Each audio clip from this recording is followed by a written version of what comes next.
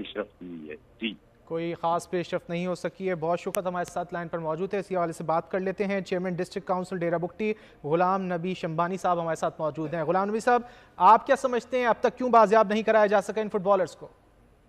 देखें भाई कि सरकार तो अपनी तरफ से पूरी कोशिश कर रहा है, लेकिन यहाँ जो एक सरदार है, अपने आप को खुद साख्ता सरदार का कहता है इब्राहिम बुगटी, उनके जो कुछ इस तरह के लोग हैं जो हमेशा डाका डालते हैं, लोगों को किडनैप करके उनको ले जाते हैं, फिर उनसे भत्ता लेके फिर उनको छोड़ देते हैं। लेकिन ये इस तरह समझो कि कुछ कच्चे के डाकू हैं या पक्के के डाकू हैं, पहाड़ों के डाकू हैं।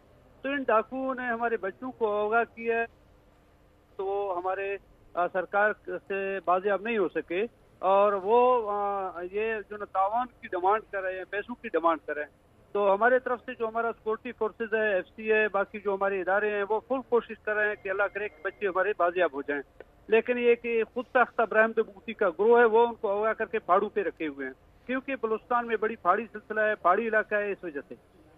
तो गुलाम नबी साहब, कोई हिकमत अमली तरतीब दी गई है इन फुटबॉलर्स को बाजियाब कराने के लिए, क्योंकि एक हफ्ते से ज़्यादा का वक्त हो चुका है?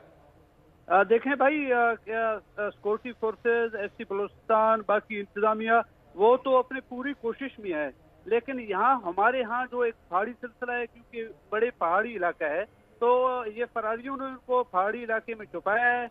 लेकिन सरकार मेरे ख्याल में 7 दिन हो गए कि अपना पूरा कोशिश कर रहा है, और इंशाल्लाह मुझे उम्मीद है कि सिक्योरिटी फोर्सेज और हमारे इदारे अपने उसको बरूए कार लाकर इंशाल्लाह इनको बाजियाब कराएंगे।